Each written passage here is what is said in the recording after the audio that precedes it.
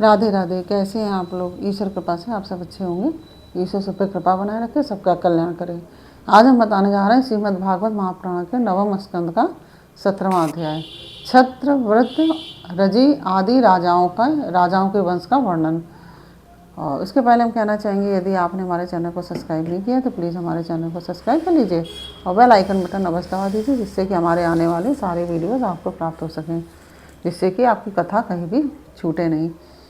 और यदि कथा आपको पसंद आ रही है तो वीडियो को लाइक शेयर अवश्य कीजिए और कमेंट में राधे राधे अवश्य लिखिए और बताइए कि कथा आपको कैसी लगी।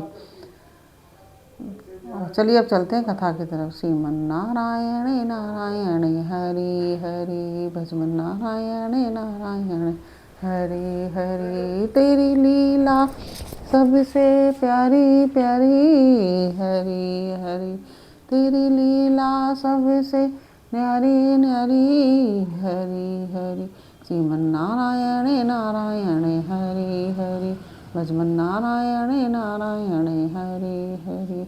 राधे राधे। बोलो कृष्ण कन्हैया लाल की जय। श्री सुखदेव जी कहते हैं, परीक्षित, राजेंद्र पुरुरवा का एक पुत्र था आयु, जिसके 5 लड़के हुए। नहुष, छत्रव्रत, रजी, शक्तिशाली, रंभ और अनेना। अब छत्रव्रत का वंश सुनो। छत्रव्रत के पुत्र थे सुहोत्र। सुहोत्र के 3 पुत्र हुए, काश्य, कुश और गृतस्मत। गृतस्मत का पुत्र हुआ सुनक, और इसी सुनक के पुत्र ऋग्वेदियों में श्रेष्ठ मुनिवर शौनक जी हुए। काश्य का पुत्र काशी, और काशी का राष्ट्र का दीर्घतमा, और दीर्घतमा के धन्वंतरी। यही आयुर्वेद के प्रवर्तक हैं। ये यज्ञभाग के भोक्ता और भगवान वासुदेव के अंश हैं। यह इनके स्मरण मात्र से ही सब प्रकार के रोग दूर हो जाते हैं। धन्वंतरी का पुत्र हुआ केतुमान, और केतुमान का भीमरथ, भीमरथ का दिवोदास, और दिवोदास का धूमान, जिसका एक नाम प्रत्यर्दन भी है। यही धूमान शत्रुजित, वत्स, ऋतध्वज और कुवलयासु के नाम से भी प्रसिद्ध है।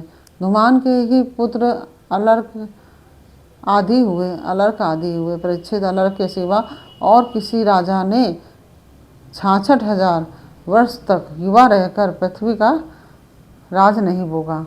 अलर्क का पुत्र हुआ संतति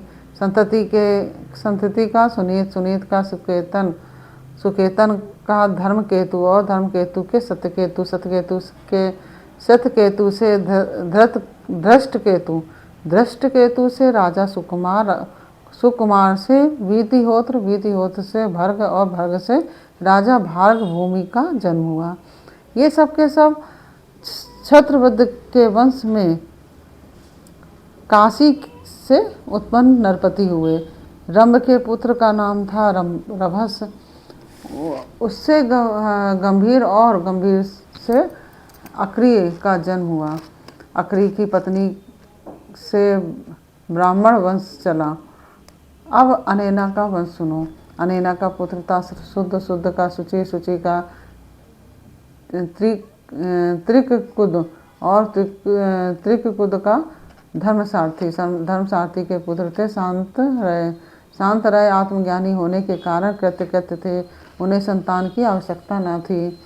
परीक्षित, आयु के पुत्र रजी के अत्यंत तेजस्वी 500 पुत्र थे। देवताओं की प्रार्थना से रजी ने दैत्यों का वध करके इंद्र को स्वर्ग का राज दिया, परंतु वे अपने प्रहलाद आदि शत्रुओं से भयभीत रहते थे, इसलिए उन्होंने यह स्वर्ग फिर रजी को लौटा दिया और उनके चरण पकड़कर उन्हीं को अपनी रक्षा का भार भी सौंप दिया। जब रजी की मृत्यु हो गई, तब इंद्र के मांगने पर भी रजी के पुत्रों ने स्वर्ग नहीं लौटाया। वे स्वयं ही यज्ञों का भाग भी ग्रहण करने लगे। तब गुरु बृहस्पति जी ने इंद्र की प्रार्थना से अविचार विधि से हवन किया। इससे वे धर्म के मार्ग से भ्रष्ट हो गए। तब इंद्र ने अनायास ही उन सब रजी के पुत्रों को मार डाला, उनमें से कोई भी न बचा। छत्रवध के पौत्र कुश से प्रति से संजय और संजय से जय का जन्म हुआ। जैसे कृत से राजा हयरवन से सहदेव, सहदेव से हीन और हीन से जयसेन नामक पुत्र हुआ। जयसेन का संकृति का पुत्र हुआ महारथी वीर शिरोमणि जय। छत्रवध से की वंश परंपरा में इतने ही नरपति हुए। अब नहुस वंश का वर्णन सुनो। इस प्रकार से यह 17वां अध्याय पूर्ण हुआ।